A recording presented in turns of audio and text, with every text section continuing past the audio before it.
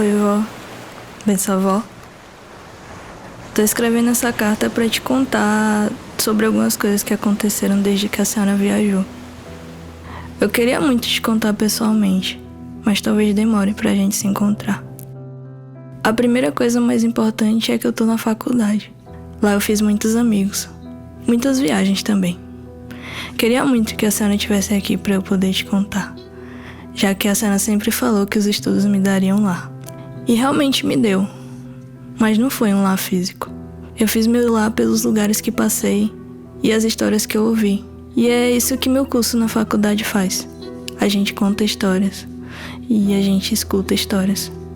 Histórias reais e não reais. E a próxima história que eu irei contar será a sua. E eu escolhi fazer um documentário sobre minha viagem em busca da senhora. Documentário é tipo um filme, mas as pessoas não têm o roteiro do que elas vão falar. Sim, vó, eu também tô fazendo uma viagem, mas no final eu volto pra casa. E nessa viagem, eu estou buscando por histórias de outras mulheres como a senhora. Mulheres que lutaram diariamente para criar os filhos e que enfrentam todos os dias um desafio diferente da vida, assim como você lutou e enfrentou. Eu vou fazer algumas perguntas e você responde no seu ritmo, como a senhora se sente confortável para responder, tá bom? Certo. Como você descobriu que estava grávida? Na minha primeira gravidez, meu seio que parecia que estava inchando. Fui para o posto, só que na época a enfermeira disse que eu não estava grávida, era gravidez psicológica, porque eu menstruava. E aí, depois de 3 meses menstruando, através de uma ultrassom que passaram, descobriu que realmente eu estava grávida. As experiências são bem diferentes. Eu acredito que foi pior, porque de radar, eu não tive esse... É um medo diferente. Não sei explicar. Então eu fiz descobrir, eu fingi que não estava grávida. Simplesmente. E fui escondendo de todo mundo e de mim mesma. Eu não queria. Eu queria, né? Eu falei assim, quando eu falava para Deus assim, Deus, quando eu tiver uma casa, eu quero ter uma filha ou um filho. Eu quero ser mãe. Aí aos 31 anos eu parei de tomar anticoncepcional, né? E aí planejei engravidar. Quando eu engravidei dos gêmeos, eu parei de evitar 1 mês. No outro mês, que era para a menstruação descer, a menstruação não desceu. E aí eu bati logo, é gravidez. Só que aí minha mãe ficou, né? Não é gravidez, que ninguém engravida logo. Só que quando fiz o exame, gravidez. 3 meses depois descobri que era de gêmeos. Aí o penúltimo, que é Carlos, eu evitava. Aí o que aconteceu? Eu fiz uns exames, né, para fazer a cirurgia, que era para fazer a ligadura de trompas. Nesse meio tempo eu tive uma briga com o pai dele não deixou eu fazer essa cirurgia. E como tinha parado de evitar, ele veio. Aí foi levando. Aí foi de minha mãe, de meu pai, dos meus irmãos, de algumas das amigas da escola que eu estudava. Só que a calça foi crescendo, foi apertando, as meninas perceberam. Aí foi uma pessoa que chegou, você tem que procurar, né? Você tá grávida, você tem que ir no posto e falar, e como é que você vai parir assim, menina? Aí eu caí na real. Minha barriguinha já estava mostrando, né? Eu queria que não fosse verdade, só que ela colocou, e eu no coraçãozinho de Mateus, aí a Alice nasceu amor com Mateus. E ali sim, eu tô sim grávida. Eu fiquei emocionada quando o médico fez o exame, o médico falou, deu positivo, né? Aí eu chorei, falei, que maravilha, e falei com um monte de gente, falei na igreja. Foi tudo de bom, porque eu já queria isso, era o que eu mais queria. Né? De Vitor Lutero, eu estava evitando, a médica suspendeu minha medicação por causa que eu tinha ovário policístico. Ela dizia que eu não poderia engravidar, e se eu engravidasse, não seguraria a criança. Primeira que eu fui com o pai dele, engravidei também. E tá aí o policísticozinho. Quando eu segurei a Radassa, quando colocou ela em cima de mim, nasce, né? Aí coloca aqui em cima de mim. Nossa, uma emoção. Caiu lágrimas nos meus olhos. Aí eu me senti tão acolhida por ela, sabe? Não, a gente não tá sozinha. Aí eu comecei a cantar a musiquinha pra ela, Os Olhos do Pai. Princesa linda demais. Foi um dos melhores dias da minha vida. Cada um foi diferente, né? Eu não sei se foi porque foi a primeira filha, foi mais emocionante. Os meninos, eu não tive mais tanta emoção, os gêmeos. Eu pensei que ia ter emoção maior por ser gêmeos, mas não tive essa emoção. Aí conforme fui Foi passando os dias, fui aprender da mama, né? A 2 meninos de vez, que tinha que botar eles cruzados. Aí sim, essas coisas foram me emocionando. Em junho também não tive essa emoção. Vitor também não tive essa emoção também. Vitor, assim, a única coisa que eu senti foi porque ele nasceu, eu fui ver, ele estava na CTI. E na CTI eu não conseguia, eu não podia entrar, ele não podia ter visita. Depois de 8 dias que eu pude entrar e tocar nele, mas nem isso aí me doeu, porque assim, todas as mães lá da CTI davam mama, e ele não podia mamar, né? Foi a coisa que me doeu no momento.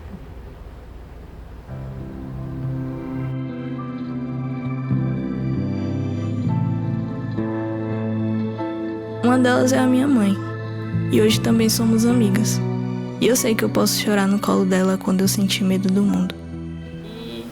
9 meses esperando Débora chegar, ó. Que coisa linda. O que você sentiu quando você segurou Débora pela primeira vez? Uma emoção, né? Coisa mais gostosa da vida. Nasceu quase com 4 quilos, Débora. Foi cesárea, porque não tive como ter ela normal. Não tinha mais condições. Eu falava assim que era meu tesouro.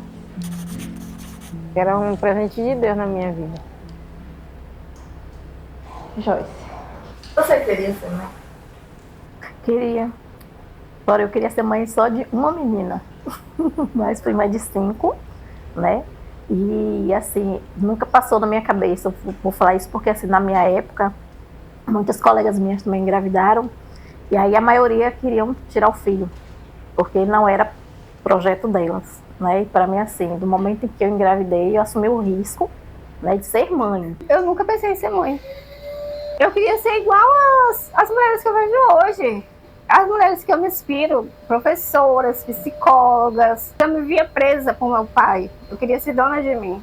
Eu não queria nem casar, eu não pensava nem em casar, quiçá ter filho. No tempo assim, dos 11 anos, eu já comecei a tomar conta de criança.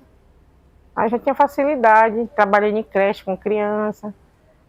Cuidei de 2 sobrinhos também. Eu tive muito apoio, né? A avó dela era presente aqui todo o tempo. É engraçado, porque quando a Sarah viajou, ficou um vazio no meu peito, que até hoje permanece. Ele é silencioso, mas às vezes numa terça qualquer ele grita. Mas eu aprendi a respeitar ele. Eu tive mais essa dificuldade porque na época a Débora ainda estava fazendo assim a revisão, né? O tratamento que ela teve, o câncer e tudo, ainda estava na revisão. Aí eu senti um pouco de dificuldade, que aí mexeu muito com o emocional, né? Era a separação, era a saúde de Débora, era o tratamento, era aquela coisa né, de fazer a revisão, tá sempre de 3 em 3 meses no hospital. Aí, mas mesmo assim, eu jogava o orgulho de lado e pedia socorro, né, o pai. Por ela eu fazia tudo, esquecia as coisas ruins, eu deixava tudo para trás. Coloquei na minha cabeça que ninguém tinha obrigação por mim, porque no momento que eu precisei a primeira vez, se não tiver apoio, a segunda vez não tiver apoio, botei na minha cabeça, tem que ser eu por mim. Enfrentei, procurei criar meus filhos do jeito que eu achava que era o certo e o melhor, sem esperar nada de ninguém. Eu tinha muita fé.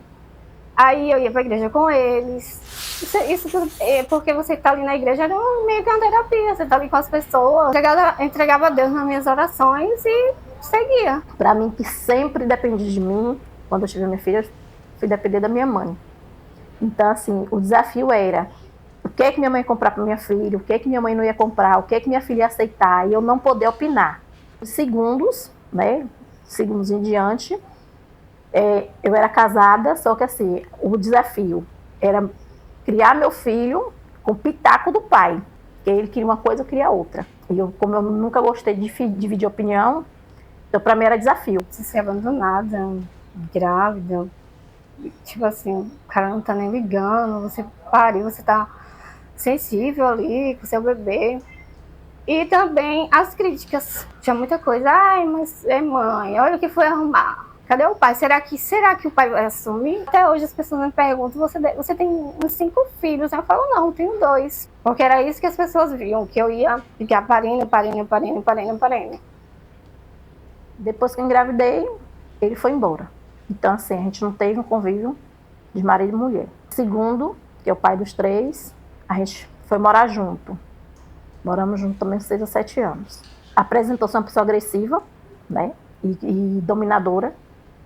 Eu, por outro lado, não aceitei essa parte, pai, por isso que vinha as brigas. Aí o pai de Lutero, a gente não teve convívio. Conversamos algumas vezes, ficamos juntos, foi a única vez também que a gente ficou junto.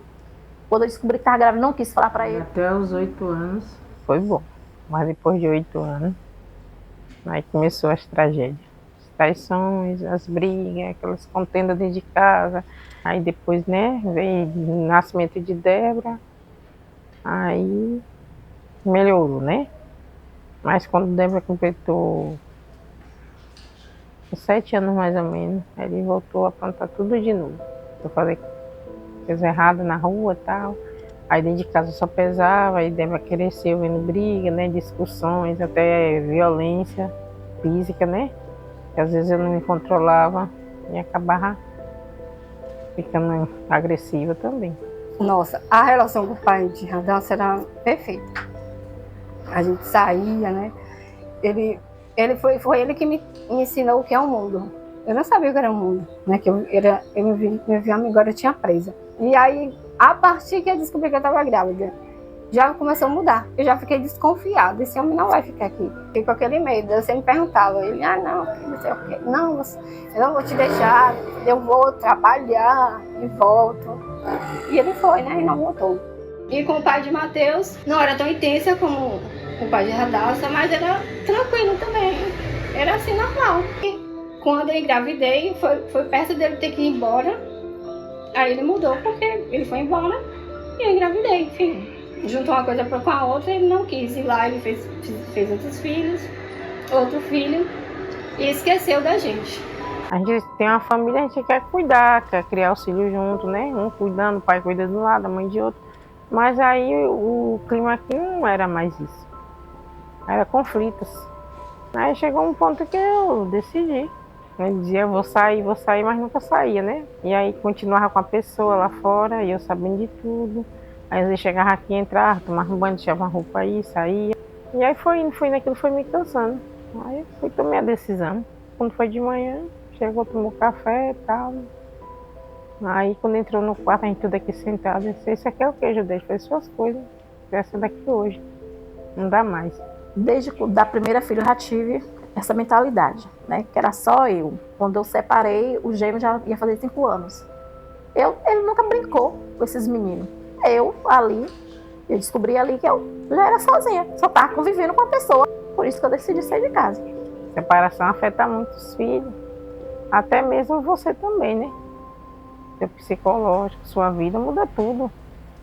E principalmente na sociedade, né? Que você tem que andar de cabeça erguida. Toda mãe, ela sendo solteira, ela sofre preconceitos. Primeiro, vem por mulheres casadas, né? Porque a mulher solteira parece que tá chamando os maridos delas.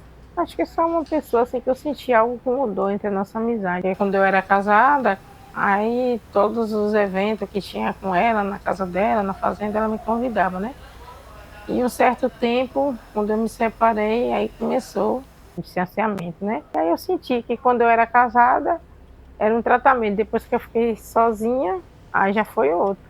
Primeiramente, meu pai sempre falou que mulher solteira não vale nada. Ele falava que na época do pai dele, as filhas, o pai escolhia o marido que a filha ia casar. E hoje, ele queria ser assim comigo. E hoje eu vejo que a sociedade não mudou quase nada, é a mesma coisa. Tipo, se julga. Tipo. Para os homens também tem aquela parte. Você é solteira, você tem que me dar ousadia. Às vezes, assim, eu mesmo já ouvi, né? Eu lhe ajudo na alimentação dos seus filhos, como que eu tivesse que vender meu corpo para alimentar meus filhos. Né? Esse negócio mesmo que uma mulher solteira tem que ficar com um homem porque é solteira. Não existe, gente. Uma mãe que tem filho, pro filho não morrer de fome, tem que ficar com homem, não tem trabalho. Homem não é trabalho, homem não é emprego, né? E eu tenho aquele negócio, eu me dou valor, não preciso que os homens me dêem valor, não preciso que meus vizinhos me dêem valor, minhas amigas me dêem valor. Eu tenho meu valor. A relação é bem conturbada. A gente briga muito pelo celular, porque eu cobrava muito. Ela precisa de um remédio, fica enrolando pra mandar e a gente acaba brigando. Aí acabou que a gente não tem mais relação hoje, porque eu cortei. E com o pai de Mateus não tenho relação também, porque fui tentar entrar em contato. Ele disse que tá bom, eu vou pra aí, mas você tem que pagar o DNA, porque eu não tenho condições, coitado. de sair daqui para ir para aí, para registrar uma criança. Aí eu cortei a partir daí. Uma das coisas que eu ensinei meus filhos é: não pague pau pros outros. Seja recíproco. Se a pessoa quer você por perto, fique por perto. Se a pessoa não quer, se afaste. E não tem nada a perder. No momento eles estão um pouco assim, meio distantes, não está muito como era. Depois da separação, se distanciaram muito.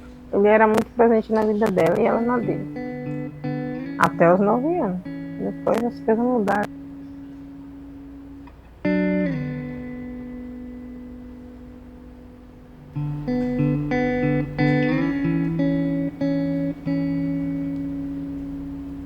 Ela disse pra mim, meu pai disse que eu era linda, coisas que eu queria mesmo que ele falasse, que é uma princesa, fala pra todo mundo, é minha filha, minha filha. Só que ele faz isso e some. Aí ela se sente mal. E Matheus, aí às vezes ele pergunta: mãe, meu pai é fulano? Como eu já disse. Eu falo: sim, seu pai é fulano. Que eu tenho foto, né, pra mostrar pra ele que é o pai dele. Esse é o pai. Ai, meu pai, quando ele sente a falta. Todo mundo tem pai, os pais vão buscar na escola, os pais levam para passear e tal. E só eu que não, ela se sente como se a culpa fosse dela, mas não é. Um homem que não tem amor a um filho, que abandona sua criança, sabe que seu filho está precisando de você e tá bem, tá curtindo com mulheres, tem casas boas, tem condições de ajudar a filha e não ajuda. Então, é sem caráter. Tem uma frase que eu falo direto: eu sou surpreendida pelo bem, mas pelo mal, pelo abandono, eu não sou mais surpreendida. Esse foi algo que eu botei na minha vida. Independente de ser mãe, de doença, do que for, eu sou sozinha, assumo ser sozinha, gosto de ser sozinha. Se eu tiver apoio de alguém, eu fico surpresa, mas se eu não tiver, para mim é normal. Assim como tem muita gente que tem orgulho de você na sua avó, com certeza a vovó teria. Se sua avó estivesse aqui, não teria esse documentário. E não teria as descobertas. E você não teria essa evolução que você teve. Então, ela tá com você desde sempre. Passei minha adolescência questionando se eu não falei o suficiente quanto eu te amava. Deveria eu ter dito mais eu te amo e brincado menos? Eu amava brincar, te atentar. Amava apresentar coreografias que aprendi. E amava pular pela casa. Eu não pulo mais pela casa. Eu não pulo mais pela casa, avó. E acho que eu nunca mais vou pular. E ninguém entendia a minha tristeza, já que eu só brincava. E em partes é disso que eu sinto saudade também.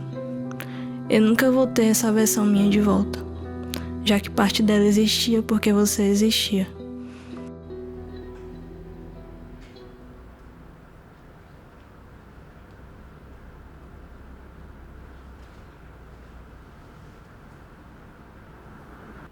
Você acredita que o abandono afetou o comportamento e desenvolvimento emocional de Débora? Sim, né?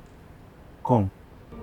Eu acho ela hoje assim mais fechada, mais fria, né? Mais distante. Antes ela não tinha essas coisas.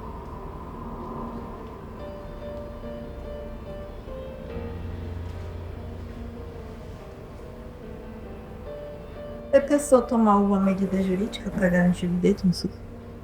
Precisei, logo quando eu separei, entrei na justiça para receber a pensão alimentícia, né? Dos 3. E aí, foi as 3 vezes teve audiência, ele não pagava. A primeira vez não pagou. Disse que ia pagar, mas não pagou. A segunda vez, depositou 1 mês. No 3º mês que eu fiquei esperando, isso já de uma outra época, né? Que eu fiquei esperando, não mandou. E aí foi quando fizeram a execução, né, do pedido, que era para ele ser preso. Só que quando procuraram ele, já não estava mais no local. E aí o advogado falou para mim assim, que os traficantes têm residência fixa, mas ele não tinha, então não tinha como achá-lo. Decidi, eu falei: a partir de hoje não vou mais brigar com isso, porque assim, é um direito dos meus filhos, entre aspas, porque se fosse direito dos meus filhos, ele estaria valendo. E eu tinha que brigar por isso. Então, assim, no momento que eu preciso brigar por algo, não é meu direito. Aí eu abri mão e fui assumir meus filhos. E assumi que os filhos são meus. Inclusive eu falo com eles: os filhos são meus, não deles.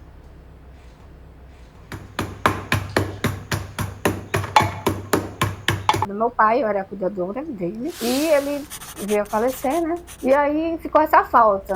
E hoje eu não sei nem não sei nem mais como ser, o que eu vou ser, porque eu sempre fui cuidadora do meu pai, cuidadora dos meus irmãos, sempre cuidei dos outros. E agora que eu tô livre, eu tô me sentindo como se eu estivesse presa.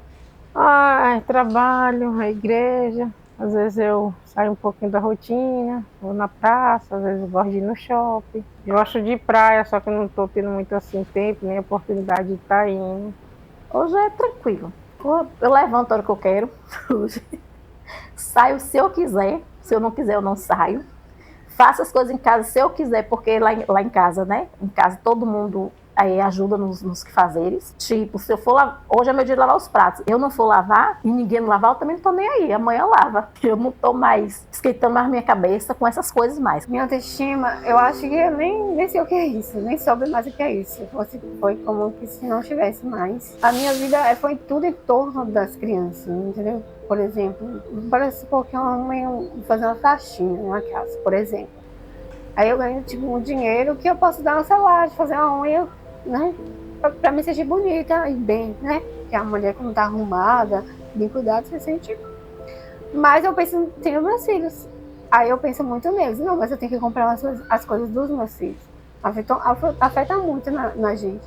Porque a gente pensa mais no outro. A gente também nem liga. Isso não é bom. A gente tem que recuperar, tem que se cuidar. Porque se eu não cuidar de mim, como é que eu vou cuidar dessas crianças, né? Do físico, do mental, do espiritual. Hoje eu me sinto mais bonita, mais, como é que fala, independente, sabe? Eu me sinto mais eu. Eu gosto muito de jeans. Minha vaidade é jeans, cabelo e as unhas dos pés. Essa vaidade é que eu curto muito. Falou que tem um monte de calça jeans. Tem aí, tá tudo apertado. Pegar um vestido.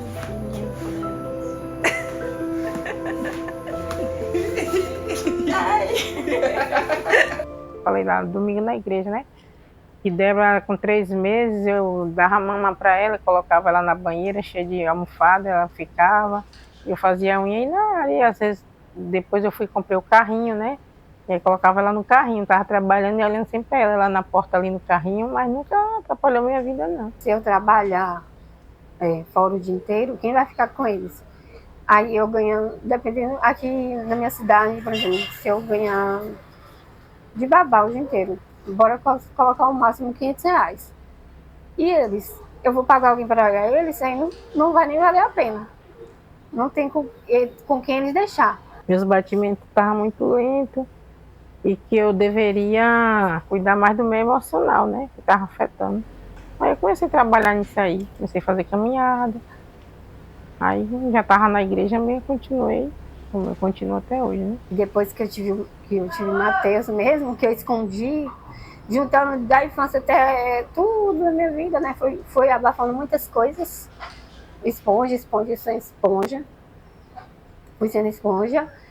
E aí eu comecei a ter crise de ansiedade, de pânico quando meu filho nasceu. Às vezes as pessoas te querem ver caída ali, nossa, aconteceu isso tudo, olha só como ela tá, nossa, dando risada, tocando a vida dela, mas dentro de você ninguém sabe como você tá.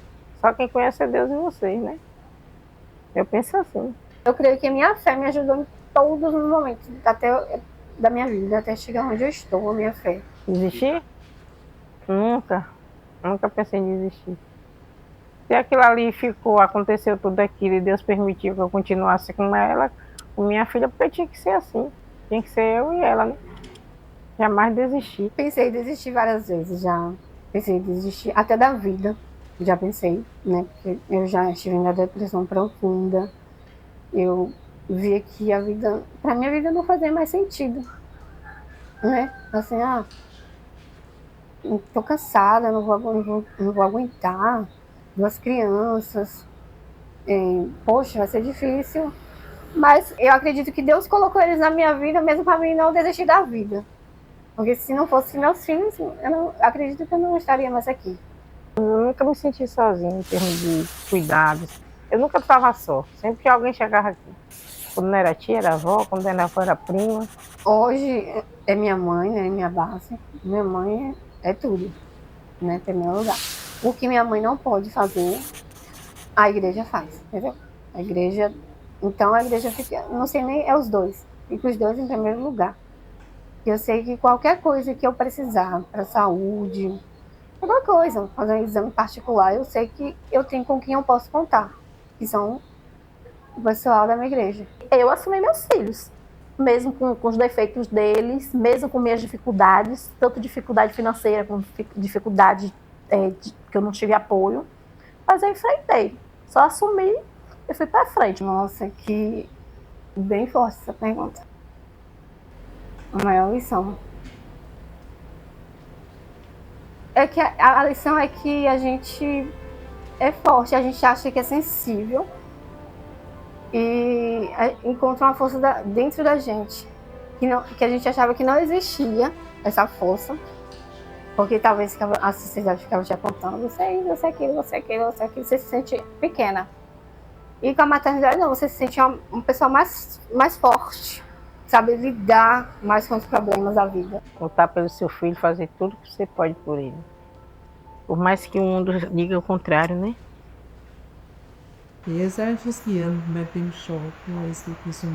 O tempo passou e hoje eu me sinto privilegiada por ter escutado todas as suas histórias.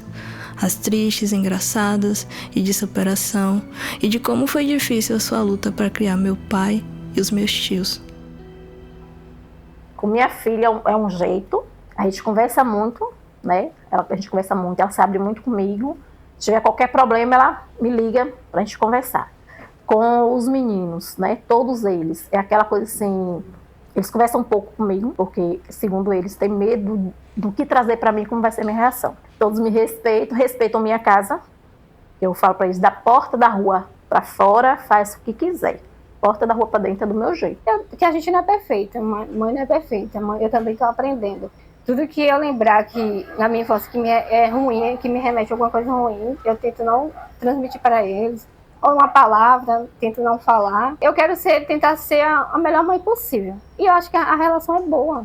Minha relação com ela, eu acho boa, né? Ela é um pouquinho difícil, mas eu entendo ela. Às vezes ela fala que não está a fim de conversar. E aí eu tenho que deixar ela no canto dela, né? Isso aí eu não ligo mais não. Mas vocês se dão bem? Não, eu dou bem com minha filha. Mas se ela estiver aqui, a gente conversa. A gente, né, já tá tranquila. Às vezes ela fala que quer assistir um filme, eu vou colocar pra assistir na televisão. Como eu trabalhava, passava tempo fora, tempo do trabalho fora, aí eu tentava recompensar, né, durante o final de semana, os feriados. Como eu gostava de interagir, eu nunca comprei um xadrez. Aí eu sempre comprava um pedaço de tábua, e aí cada um tinha uma tarefa. Aí um tinha que desenhar os quadrados, outro tinha que pintar uma cor, outro pintava outra cor, outro ia arrumar tampilhas, que era pra gente poder interagir juntos. Como é que você se enxerga daqui a 5 ou 10 anos? Se eu estiver viva, acho que vou estar do mesmo jeitinho. Sem querer compartilhar minha casa, que eu não gosto. A gente compartilha bem com meus filhos, mas eu não gosto. Pra mim, deu a data de validade deles saírem. Então, acho que vou estar bem o jeito, sem querer que ninguém opine, né? Tentem me controlar, que é outra coisa que me tira do sério. Perceber que alguém está tentando me controlar. Né? E eu acho que não vou mudar muita coisa, não.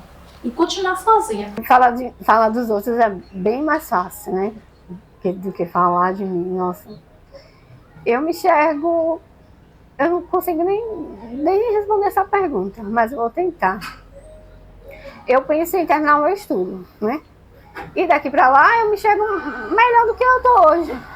Recebendo o meu próprio dinheiro, né? Tá podendo dar o melhor para minhas crianças. Daqui para lá já tá dando, daqui para lá 5 anos. Né? A minha filha tá com 15, poder dar uma festinha de 15 anos para ela. É melhor do que eu estou hoje. Muito melhor. Tanta coisa boa que eu planejo assim pra mim, né? Ter uma vida tranquila, uma velhice mais sossegada, né? Aproveitar mais o tempo. Né? A vida inteira você vai criar seu filho sozinho e se você consegue.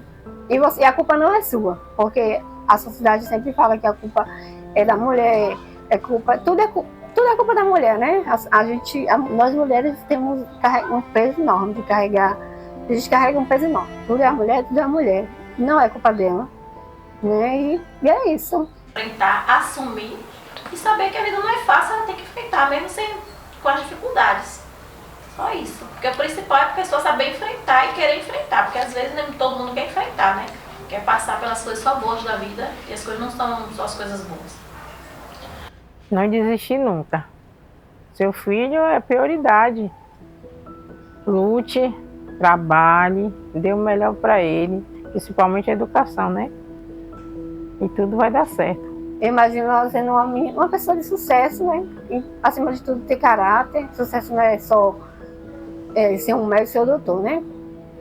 Mas sim, formada, estabilizada, independente. Meu filho, eu vejo, ele fala que hoje quer ser um jogador. E às vezes eu vejo assim, eu vejo ele um rapaz jogando o Neymar da vida. Meu orgulho. Eu acredito que meus filhos vão dar muito orgulho para mim, porque eu estou criando eles para isso. Eu imagino, eu quero, né? Que meus filhos mantenham o emprego, né? Cada um tenha sua casa, que esse negócio de ver todo mundo embolado me azucrina meu juízo. Eu não consigo estar bem com isso. Ser responsável, cada um dono do próprio nariz, sem esperar que o outro faça alguma coisa por ele, nem cobrar que os outros façam. Bonito, lindo, né? Brilhante, né? Eu sonho ver ela seguir carreira, né? Eu sinto que tem que acontecer coisa de melhor para ela, porque ela é muito esforçada. Ela deu o melhor dela, né? E como ela dá até hoje, né? E agora, vó, terminando minha viagem e voltando para casa, eu posso refazer a frase lá do começo, onde eu digo que eu me sinto privilegiada por ter escutado todas as suas histórias. Porque agora eu também tive o privilégio de escutar as histórias de Joyce, de Débora e de Gildete. E foi marcante.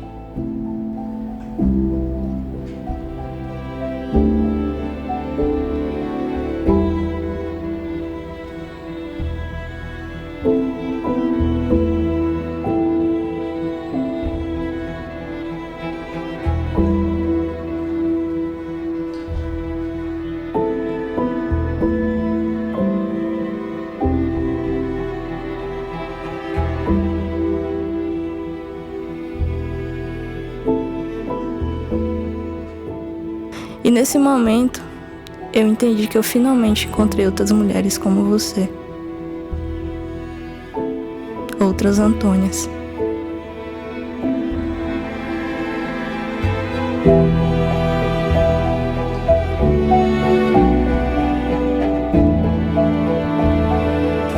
Às vezes, eu tenho medo de esquecer os detalhes. O seu sorriso, a sua voz e o seu cheiro, vó. De como você tinha o poder de reunir toda a família, as brincadeiras que a gente fazia, seus conselhos sobre a vida e a sua fé, o seu jeito de dizer que ia ficar tudo bem apenas com o olhar. Tenho medo, vó, de um dia acordar e não lembrar exatamente como era ter a senhora por perto. Mas eu luto todos os dias contra isso. E eu cresci, vó. E eu sei que eu não vou ter suas respostas para os meus novos questionamentos. Queria entender como a senhora se sentia, como encarava as dores do mundo. Mas depois que eu entendi que você nunca mais vai voltar da sua longa viagem, eu senti medo. Porque um dia eu, meu pai, tia Gringa, tio Juca, tio Gil, tio Milton, tia Eliette também vamos fazer essa viagem sem volta. E eu queria deixar algo.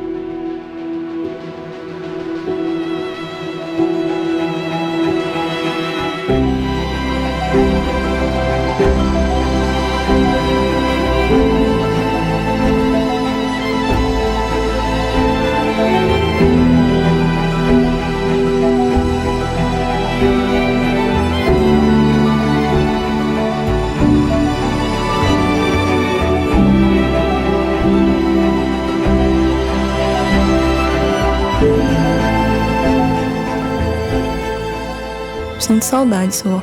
Por favor, não suma. Da sua netinha, Debinha. Te amo muito.